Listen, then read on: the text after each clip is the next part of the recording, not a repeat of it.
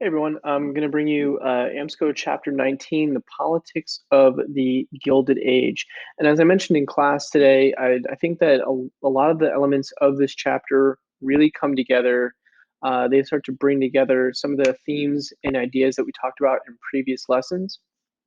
So I hope that you kind of recognize some of the ideas that we've discussed before, just through a new lens. So, just a reminder that the term Gilded Age was coined by Mark Twain, and it's this idea that there's a thin sheet of gold over something that's less valuable or not valuable at all.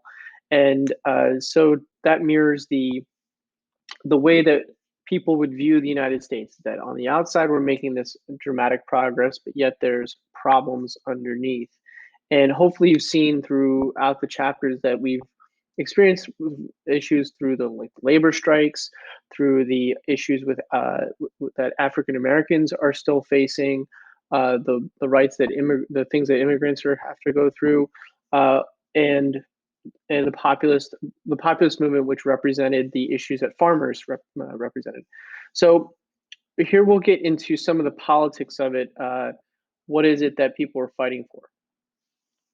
So in this era, there was a lot of what we call forgettable presidents. We're coming off of knowing very well, Abraham Lincoln, and then we get to a president who we know very well in Teddy Roosevelt, and these two presidents kind of stand out. And in between, it's a little bit, a little hazy about who the presidents are. And the reason why is because never the political parties never took a very strong stance in one direction or the other. There was this overriding belief in limited government and that the laissez-faire economic policy, which didn't interfere with the economics of the time to allow business to grow.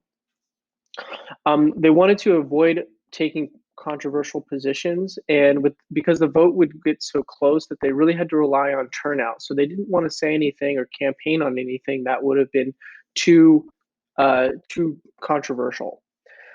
And in one instance in the textbook, it mentioned that you get up to 80% turnout rate, which is incredibly high. Republicans, when they did campaign, were campaigning on something called the bloody shirt, or the waving the bloody shirt. And that is just bringing up the fact that the Democrats are the party of the South, party of the former Confederacy, and trying to keep that link alive, that these are traitors that are now still a political party within the country. The Republicans were made up of reformers, the future progressive reformers, African Americans as a legacy of Reconstruction, and they supported temperance, as well as they were pro-business and high tariffs. The Democrats, on the other hand, relied on what's called the Solid South, because the South reliably voted for the Democratic Party. And they also had support with the big city political machines like Tammany Hall.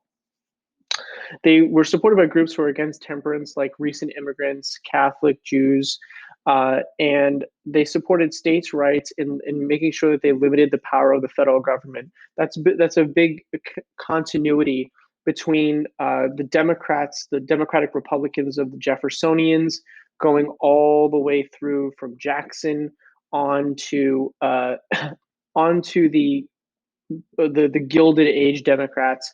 They don't want the government to interfere too much into the lives and the ongoings of the people.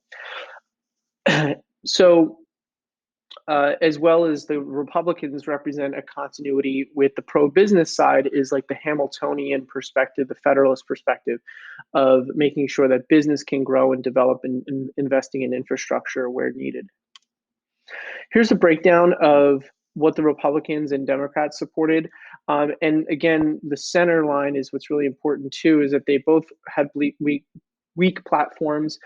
They both relied on a spoils system, which is going to come into play in a large role in a couple slides.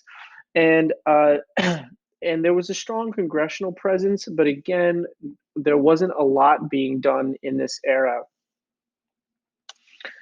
So party patronage, as I mentioned, was a major force. And within the Republican Party, it was split between the stalwarts and the half-breeds.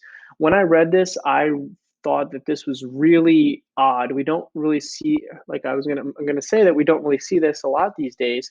But the truth is that we already, because we have two very large camps consistently throughout the United States political history, it's understandable that there are, in our current context, there's more liberal Democrats and there's more conservative Democrats, maybe, or you'd call them more middle of the road Democrats. And so that's a similarity here, but these are more like camps that these Republicans are forming themselves into. And there was like I said, the stalwarts and the half breeds. It's going to play a role in a little bit. Republicans who didn't participate were called mugwumps. Mugwumps were given the term because it's kind of like a fence sitter. On your mug, your head is on one side, and your wump, your other bottom half, is on the other. And they didn't participate in the political party patronage. Political party patronage goes all the way back to the Jacksonian times with the spoil system, that when a political party was elected into office, they got to choose who got to run particular agencies and get essentially political positions, political jobs. Here's a party boss handing out the special privileges and giving out benefits to the people that support him. It's kind of like a national version of the political machines.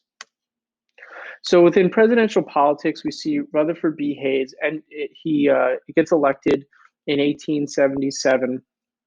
And again, he ends Reconstruction. He supported temperance, and he also vetoed efforts to restrict Chinese immigration. Some of this might not be out of some anti-racist altruism, but out of a pro-business that they want Chinese laborers coming into the country. So James Garfield takes over, and he was a half-breed Republican. And when an office seeker was a stalwart, an office seeker who was a Republican, wanted an office under the James Garfield administration, was angry about not receiving a job. They shot him, and Garfield died 11 weeks later. So Garfield, we have Abraham Lincoln assassinated. James Garfield is now assassinated. And so in the telling of this story, oftentimes it's talked about a crazy person coming out and killing James Garfield. And but it makes a little bit more sense once we understand that we have this patronage system between the stalwarts and the half-breeds. After assassination, Chester A. Arthur was sworn in. He supported a civil rights bill, the civil service bill. What a civil service bill is that you can't just award jobs simply because of their connection to the political party. You have to find people for positions based on qualifications and based on essentially they gave like standardized tests. And so even now, if you go to work for the government, there are a battery of tests that sometimes, depending on the position, that you need to take in order to qualify for that job.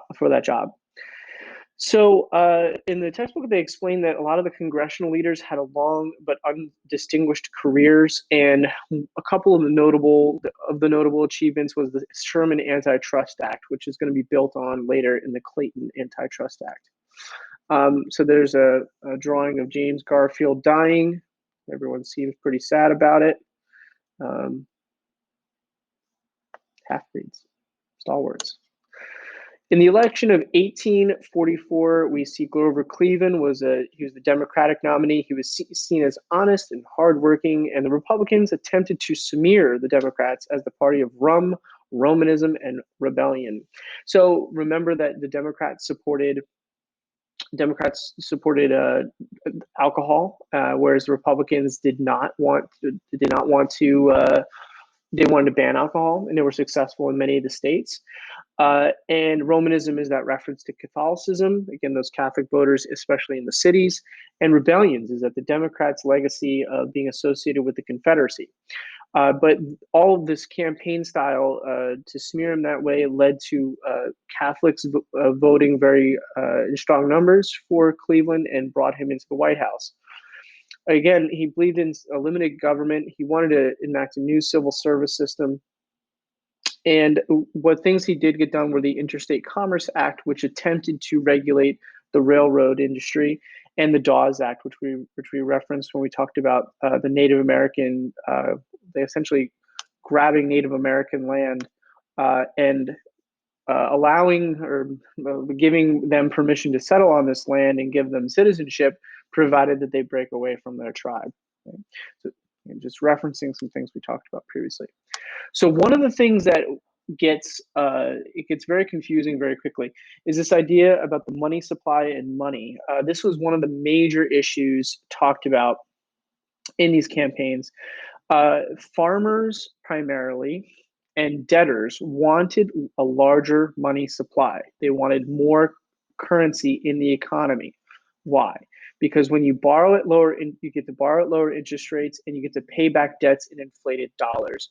So, for example, if you take out a loan for $1,000, and now you're going to have to pay back because of interest $1,200. Well, if the inflation goes up over that duration of time, then it's easier to get your hands on $1,200 than it is previously, because there's more money in the money supply.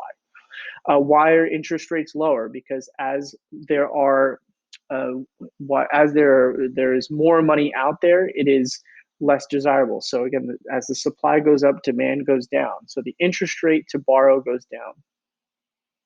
Bankers and creditors wanted dollars backed by gold, and they want the dollar to gain value.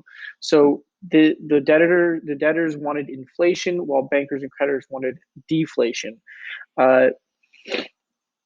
And one of the facets here is, because we have this boom in the population, there would end up being less cash available, which would drive up the value. The dollar increases as much as 300% from 65 to, that should be 1885, not 1985. And this issue of the money being backed by gold is going to play a large role in the populist movement going forward.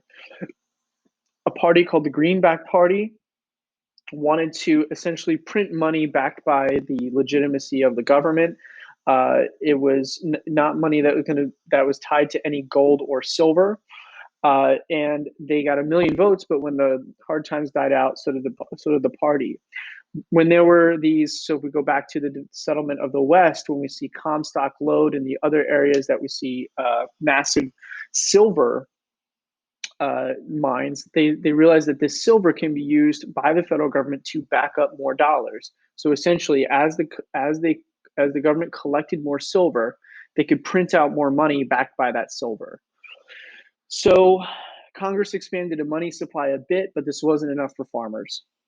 Another issue was the tariffs. Tariffs provided more than half of the federal tax revenue. Republicans want to raise tariffs, and Democrats down. They want the tariffs to go down because they sell their crops overseas. Here's a picture of the gold standard beating the silver standard. It says the survival of the fittest, referencing, again, Darwin there. So there was a growth of discontent. There was good discontent over corruption. Remember that the trusts had such a control over Congress that they were able to prevent legislation from going through. The money issue with the coins, the silver versus gold, versus the greenbacks, tariffs, the railroad trusts were growing. In the election of 1888, the Cleveland campaigned on lower tariffs. Republicans wanted a higher tariff. Cleveland won the popular vote, but lost the electoral vote, and Harrison swept in the North. We see in Harrison's administration, we call it the billion-dollar Congress, where we see the first billion-dollar budget, and it raised taxes on foreign products, again raising those tariffs. In 1890, we see the return of the Democrats, and they won on the issue of the prohibition of alcohol, and the idea, they criticized Republicans for legislating public morality. Republicans, again, wanting to enact prohibition. So we see the rise of the populists. So Farmers Alliance worked to send senators and representatives to Congress and governors. So this was more than just an economic arrangement like the Grange movement. It was a political movement as well. The Omaha platform was, they had several goals. They wanted direct popular election of senators. So up until this point, The way that you elected senators was not through individuals voting for somebody. It was done through the state legislatures. So they wanted a more direct control of who they sent into Congress. They wanted the unlimited coinage of silver. Basically, no matter how much silver comes in, they're able to print money off of it. The use of initiatives and referendums, so that if there's a particular issue that can be settled democratically, that can be done through the vote. They wanted telegraph and telephone systems owned by the government. Again, they wanted the government to control those things to prevent corporate abuse. They wanted loans available for farmers in warehouses to stable prices. This might seem like a weird idea, but they wanted the government to have storehouses to prevent from prices from going up too high or going too low. We do this with oil. We do this with several other commodities where we have like a reserve system that just in case if the price gets too low, if the price gets too high, we can threaten to flood the market. The government can threaten to flood the market with these reserves so that it can bring the price back down.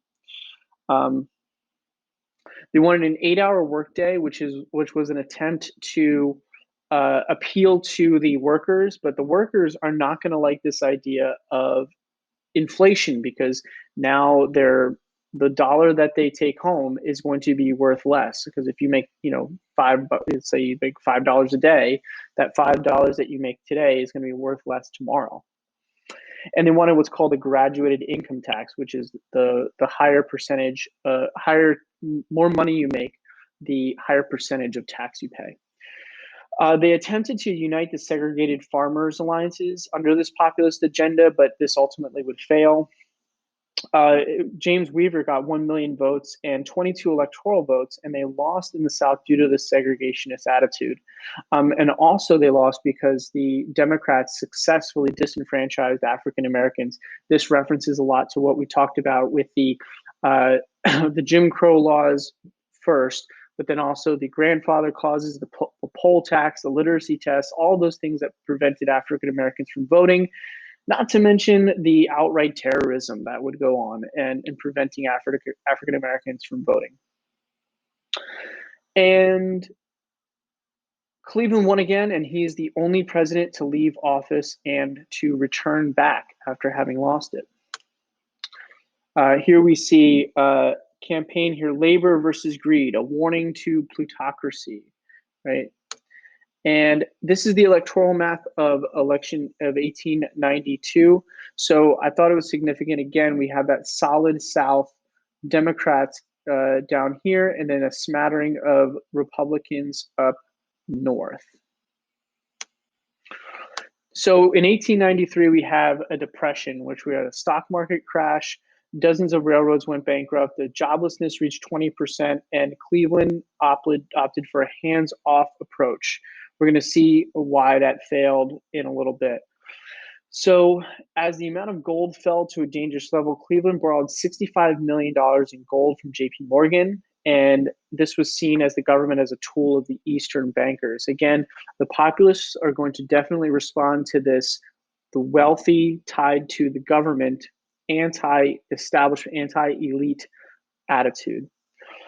Workers didn't like Cleveland because of the federal intervention into the Pullman strike. So remember that whenever the government intervened in these deadly strikes, oftentimes it was on the side of the business owners.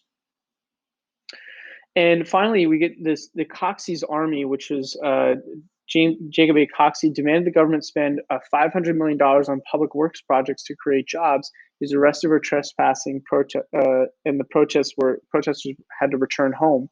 This solution, in order to prevent the issues of the joblessness, in order to prevent the issues of people who don't have enough money, of the government investing in things. We're going to see that again in the New Deal after the Great Depression, or as they deal with the Great Depression. Here's a picture of the federal troops coming in to deal with the striking workers. And here's Coxey's Army protesting to get some jobs. So election of 1896 becomes a turning point in a major way. We'll talk about the significance of it in a little bit. they were upset that the Democrats were unable to deal with the Depression. And William Jennings Bryan gives his Cross of Gold speech, which, again, if you're not familiar with the issues at the time, it seems like a weird thing. Why is he talking about gold and silver? Uh, I'll analyze an excerpt of it here. So one major thing is that William Jennings Bryan in his heart is a populist, but he unites under the Democratic banner. He's running against William McKinley and his campaign manager Hannah. They use their campaign was running on the high protective tariff as a friend of labor, and the high tariff was meant to protect industry. The gold bug Democrats opposed Bryan. These are the Democrats who were there's the gold bug. The gold bug Democrats were people who were still tied to the gold standard. And McKinley won in the Northeast and the Upper Midwest and won the popular vote and the electoral vote. And in McKinley's presidency, he got lucky. The economy began to revive. They found more gold in Alaska, and it increased the money supply. And farm prices rose, and the factory production increased, and the stock market climbed. So here's an electoral map. Again, we're seeing the Democrats in the solid South, but now they're getting all of the support out in the West, which is that's populist territory. So down here is that traditional Democrat. But again, the African American Republicans not being able to budge the Democratic South due to their disenfranchisement. In the North, we see a lot of the Northeast and the Midwest, again, going for the Republicans, very similar to even Civil War politics. So here is the William Jennings Bryan Cross of Gold. You come and tell us that there's great cities are in favor of the gold standard. I tell you that the great cities rest upon this broad and fertile prairies. Burn down your cities and leave us your farms. Your cities will spring up again as if by magic. But destroy our farms and the grass will grow in the streets of every country. What he's doing here is he's attempting to give credibility and unite the city and the farmers working class together, that the cities depend upon the farmers. So we ought to and better pay attention to what's happening out on the farms because the cities need the farms. Right? So the significance of the election of 1896, this marks the end of the stalemate that was referenced in the beginning of this video and stagnation. It ushered in Republican-dominated presidency, Congress, and Democrats were still just the sectional party of the South. This led to the populist demise, uniting poor farmers because it was too difficult because of racism. Again, we have this large sharecropping class of African Americans. We have the poor whites, the poor white farmers moving out west, could not unite them together due to the segregationist ideas. And this was beginning of more modern political ideas, and McKinley using newspapers as a way to promote his own campaign. The use of newspapers really isn't that new, right? This was referenced going all the way back to the election of 1800. I think of newspapers playing a role, but this is where we start to see very polarized newspapers supporting one party or another. And another turn we make here is in 2 years, we're going to involve ourselves in international affairs in a major way in the Spanish-American War. That's going to be covered in Unit 7, Period 7. The 16-to-1, I see references to it all the time.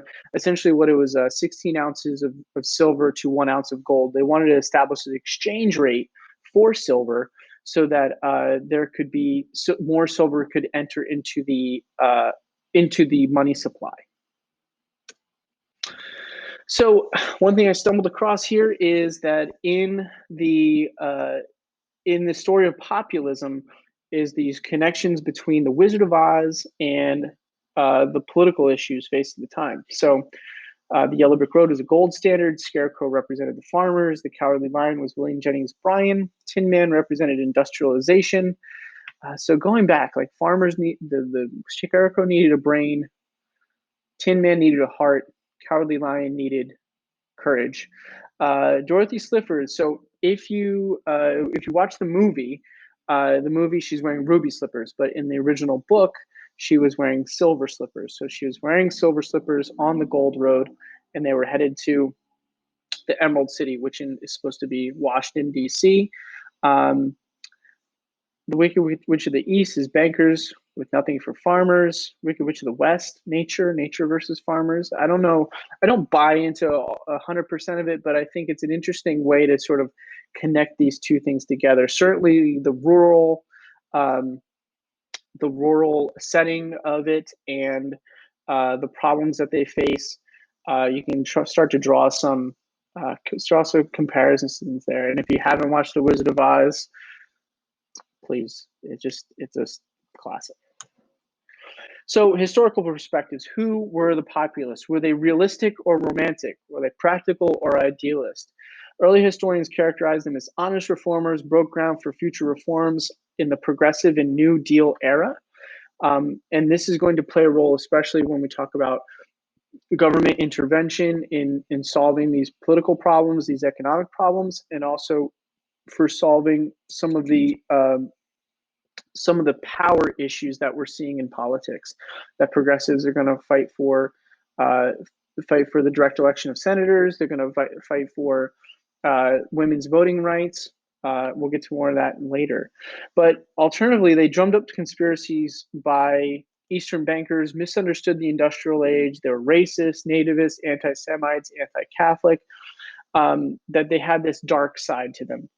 Richard Hofstadter, a historian, said that they saw both the positives and the negatives, but he attempted to promote a common good and deal with industrialization, but often took up a hopeless quest for an agrarian golden age. That this Jeffersonian ideal of living on a farm and producing and taking care of yourself, that dream has failed, given the fact that they needed so much government support in order just to survive because of the abuses by these trusts. So oftentimes, I read William Jennings Bryan gave a speech reflecting on the Declaration of Independence, and he was looking at it through the lens of, life, liberty, and the pursuit of happiness. But corporations don't have the right to abuse their power within the economic system that they're facing. So they were often straddled between this idea of individualism and attempting to make it on their own, this rugged individualism, and then appealing to government support in order to regulate these broader issues. The legacy continues. So there's this strain of anti-elitism with the advocacy for common people. In more recent years, this was the reaction to the rise against what we call big government in 2010, in what we call the Tea Party. And there was an appeal of outsiders and anti-establishment voices. Probably the most useful example is the rise of Donald Trump as a political figure, in that there are some negatives and there are some positives depending on how where you lie on this political spectrum. But there is a populist strain within the Donald Trump presidency where he campaigned against what he thought of as the swamp. So drain the swamp. The government is being abusive. They're not doing anything for you. And I find some connections in the idea that there is this sort of party consensus that the parties can't really accomplish anything together. So we need an outsider, a populist style of person to come in and shake up the system a little bit and represent, quote unquote, the little guy.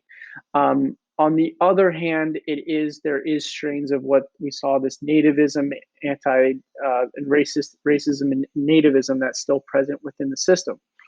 Uh, so populism oftentimes is just seen as a response to the issues that we're facing at a particular time. And a lot of these can be viewed as anti-elite, anti-establishment, and ways of bucking the system that could uh, tilt things more in the favor of the quote unquote little guy. This cartoon is more is a little bit poking fun at this, so that he is supposed to be a populist, but not quite. That the actual policies that rolled out under Donald Trump did not manifest. Okay. So that is chapter 19. I hope that this tied together some of the major issues that we talked about, highlight some of the big issues that we talked about. And yeah, I hope you guys, we have a quiz on this next week. So hope you guys do well. Adios.